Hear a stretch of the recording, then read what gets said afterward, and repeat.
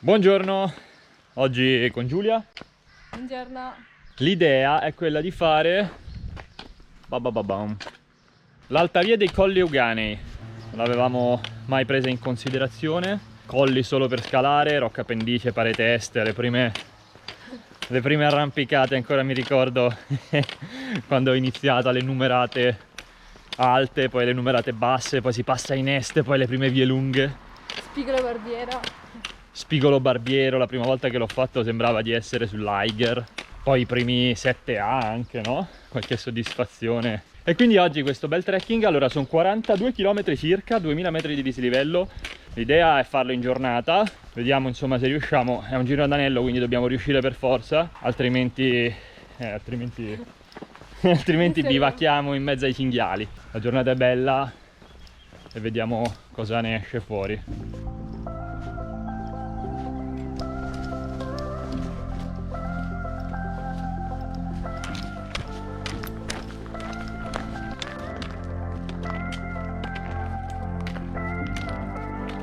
Beh, allora, dopo il selvaggio blu e in particolare dopo la prima tappa, come avete visto l'avevo disegnata abbastanza lunghetta, ci mancava di fare dei grandi sviluppi, dei grandi dislivelli e quindi ecco, quindi è nata questa idea. Vedo che Giulia è contenta. Allora, volevo farvi vedere là dietro, appunto, la est di Rocca Pendice. Questa qua è Punta della Croce e qua passa lo Spigolo Barbiero e poi c'è tutta la est. Qua è calato improvvisamente il buio. Siamo nella foresta dei Colli Euganei, direzione Pirio. Allora Giulia, finalmente un po' di terreno che ci ricorda il selvaggio? Sì.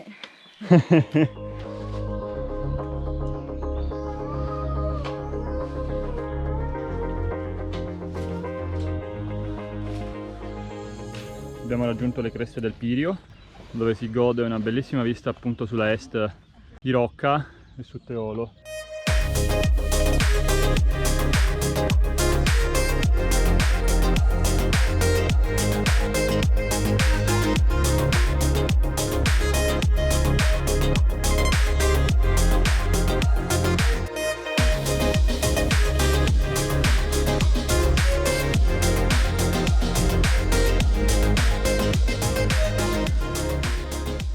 Ok, riprendiamo la marcia qua, se no non arriviamo più. Esatto. Qua adesso si corre.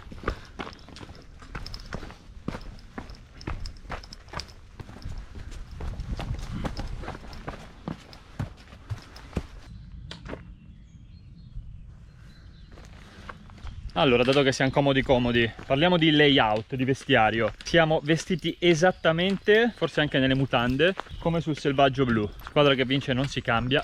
Quindi magliettina in lana, pantalone molto leggero, lungo e scarponcino collo alto. Un po' caldo perché è in Gore-Tex, però tiene bene la caviglia, stracomodo, base larga. Adesso la temperatura si sta alzando, siamo più o meno a 6-7 km, abbiamo fatto una roba del genere. Allora, questo qui è il bellissimo anfiteatro del Venda, dove si fanno concerti. Guardate che bella vista sulla vallata. Com'è per ora, Giulia, ti piace? Sì, molto. Bello, eh? Molto molto bello. Sì, sì, veramente affascinante, mi piace molto. Veramente un bel trekking, devo dire.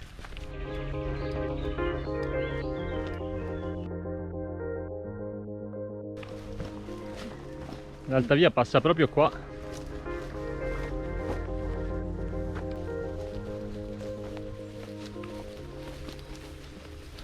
Allora, abbiamo appena attraversato un baku. Se non sapete cosa sono i baku, guardatevi i video del selvaggio blu. A Giulia sono piaciuti tantissimi i baku, vero Giulia? Innumerevoli e stupendi. Beh, i baku comunque sono di fatto dei canyon che si incontrano spesso sul selvaggio. Bisogna scenderli e risalirli. Secondo me sono i tratti più impegnativi dell'itinerario. Mi ricordo che Giulia a un certo punto disse: no, un altro baku, no. Quindi andatevi a vedere la prima tappa. Nella prima tappa ci sono un sacco di baku. Giulia mi ha appena detto: ma ti sei tolto la fascia? Sa quanto sono affezionato alle mie fasce, ma fa veramente tanto caldo adesso. Sì. Potrei anche non partire per una gita se non avessi le fasce dietro. Siamo quasi a metà di Altavia. Per ora molto molto bella, si passa le foreste di querce a vigneti, si passa per delle cantine molto molto interessanti. No, non abbiamo sbevacchiato, No, anche se non abbiamo una tabella di marcia serrata, esatto. non c'è tempo. Siamo arrivati all'ingresso di Villa Beatrice e l'alta via prosegue qua a destra. Adesso fa caldo, Molto. troviamo un posto dove mangiare qualcosa. Posteggiando il muro di Villa Beatrice andando verso giù, circondati da vigne. Stasera pare una bottiglia, un calaone, vino tipico di queste zone, molto buono, un rosso. Anche se adesso avrei proprio voglia di una cedrata Tassoni. Allora, vi dicevo che Giulia adesso ci parla un po' delle sue angosce, perché mi ha rivelato che prima dei trekking, prima di alcune attività, anche magari di andare a scalare o andare a fare qualche gita in sci alpinistica, ha un po' di ansia, no? Allora io posso capirlo effettivamente per il selvaggio blu, per la Translagorai, per trekking di questo tipo, dove puoi avere un'angoscia anche perché, sai, ritirarsi e non portare a casa, diciamo, la gita non è mai piacevole, al di là del fatto che comunque ci sono comunque degli elementi di pericolo. Però ce l'aveva anche oggi. È impegnativa, è un trekking, anche questa alta via dei Colli Ugani è impegnativo secondo me, perché comunque sono tanti chilometri, c'è tanto dislivello, però a te la parola. Sì, diciamo che l'angoscia è soprattutto dovuta a anche non conoscenza di quello che ti aspetta, perché poi leggere sul sito che il trekking a 2000 metri di dislivello, 42 km, dici, e che soprattutto tutti lo dividono in 2 tappe, ti dici sì, questo sicuramente mi ha creato delle angosce, dovute anche al fatto, ripeto, che non avendolo mai fatto non sai mai cosa ti aspetti. L'angoscia gioca brutti scherzi, bruciore di stomaco, battito anche un po' più alto di quello che sarebbe normalmente in uno stato tranquillo. E ecco. Ma tu c'hai il sauro, c'hai? Sì, ma lo so che c'è il sauro, ma il sauro fa da sé, nel senso che lui avrebbe potuto farlo sicuramente anche in un tempo, sarebbe già arrivato probabilmente lui. No, io sarei arrivato già in cima a Cece. Cheat. C'è il sauro, infatti questo sicuramente poi mi permette di non mollare, di andare fino alla fine. Però lo stesso, tu sei tu, io sono io. Basta allenarsi. Giusto? No, dico basta allenarsi, basta. Basta. Troppo allenamento. No, comunque poi sono tutte cose che temprano lo spirito. Guardate che bel panorama.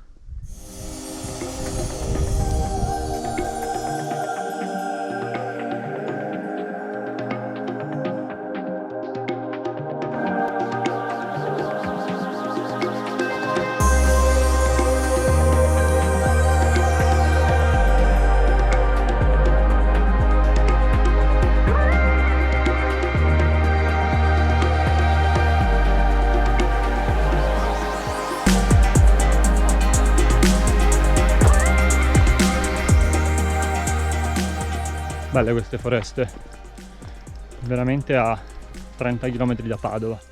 Allora qua mancano una decina di chilometri più o meno e tutto va bene come direbbe Giulia.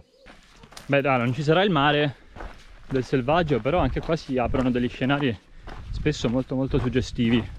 Queste colline con queste vigne bellissime, secondo me d'autunno un po' è il suo.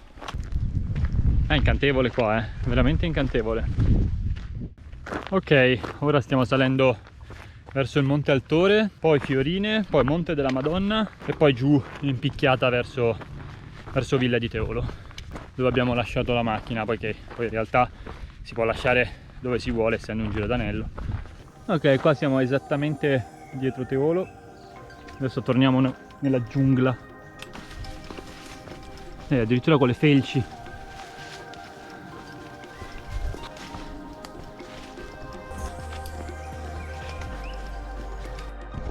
Allora, vediamo se si vede in lontananza. Comunque noi alla fine abbiamo fatto tutto questo giro, qua c'è il Pirio, tutte queste creste e poi là verso, come al solito, l'infinito e oltre. Qua adesso manca il Monte della Madonna, poi la discesa, poi 14 birre. E una pizza. E una pizza, esatto. Quante calorie sei, Giulia? Io sono a 3268 calorie, kilocalorie. Buono?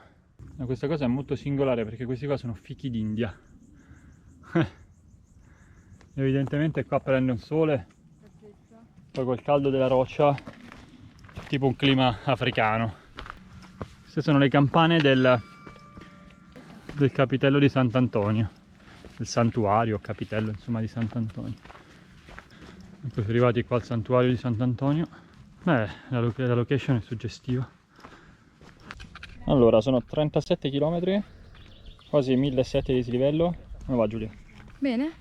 Beh, qua è stupendo. 3 ne mancano. 3.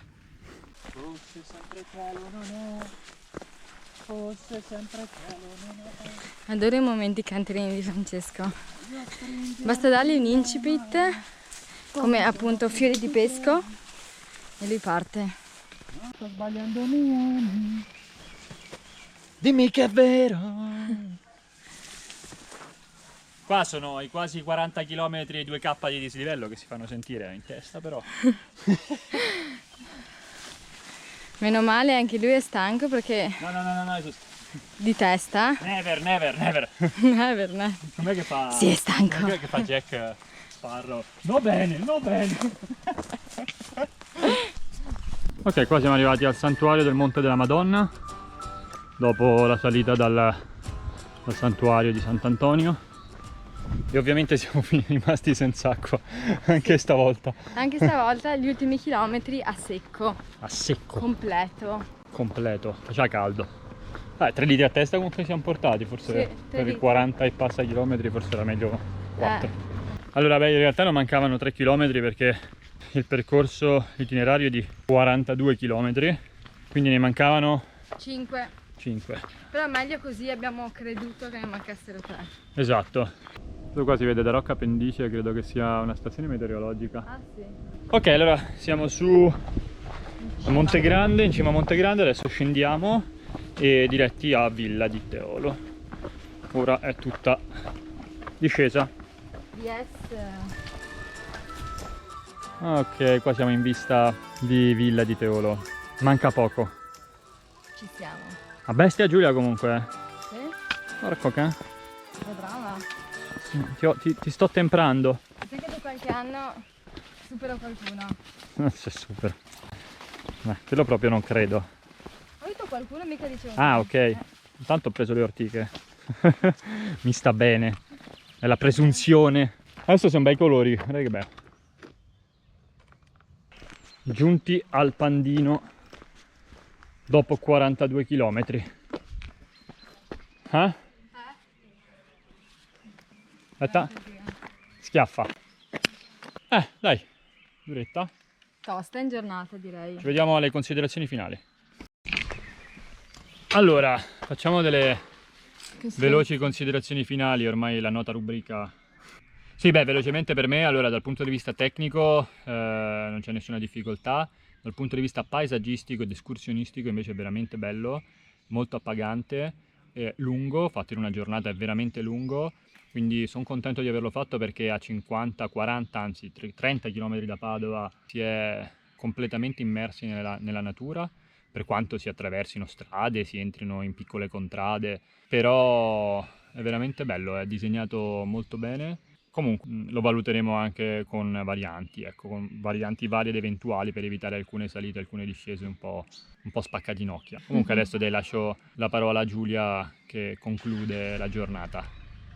Allora, come anticipavo prima, devo dire che stamattina quando ho iniziato ero molto intimorita dalla quantità di strade e di dislivello, però sicuramente il selvaggio blu ha temprato lo spirito e anche la mia testa mi diceva certo che si può fare, al di là insomma del timore di non conoscere questo trekking, e devo dire che portare a casa questa gita è una grande soddisfazione. Cioè, parla come me, portare a casa la gita, questa glielo... Ho imparato la migliore.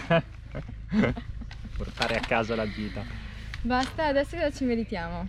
Adesso 6 litri di birra E tanto cibo, una pizza con Sì, dai, un po' di carbo per integrare. Ciao! Ciao!